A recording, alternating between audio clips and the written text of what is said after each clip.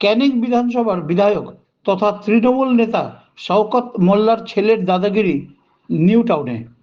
বেপরোয়া গাড়ি চালানোর প্রতিবাদ করায় ডেলিভারি বয়কে ধরে হকি স্টিক দিয়ে মারধর।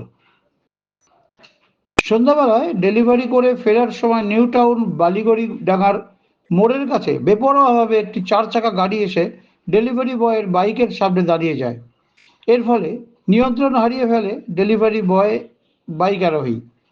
কোনো রকমে পড়ে যাওয়ার হাত থেকে বাঁচে সে। 4 চাকা গাড়ি বেপরোয়া গতিতে আসছিল। তার প্রতিবাদ করতে গেলেই ডেলিভারি বয় ছেলেটির ওপর চড়াও হয়। 4 চাকা গাড়ির ভিতর থেকে বেরিয়ে আসে তৃণমূল নেতা শওকত মোল্লার ছেলে সহ তার অনুগামীরা। ডেলিভারি বয়কে মারধর করা হয় বলে অভিযোগ। প্রকাশ্যে এসেছে হকি স্টিক দিয়ে চড়াও হওয়ার ভিডিও। যদিও এই ভিডিওর সত্যতা যাচাই করেনি আজ খবর।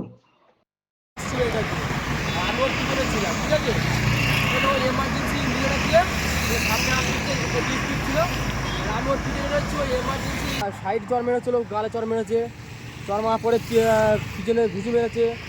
ঠিক আছে, এবারে আমাদের ছেলেগুলো যখন ডাকি তখন ও গাড়ির পিছন থেকে বড় লাঠি বার করেছিল, বার করে আমার শরীর মেরেছে, পায়ে মেরেছে, হাতে মেরেছে, পিটি মেরেছে। তারপরে আরেক জায়গায় গিয়েছিলাম, ওখান থেকে আমার চর মারলো। মানে গাড়ির থেকে আমি গাড়িতে বসেছিলাম, গাড়ির থেকে আমার নাম দিয়েছে, আমার বেশি চর মেরেছে।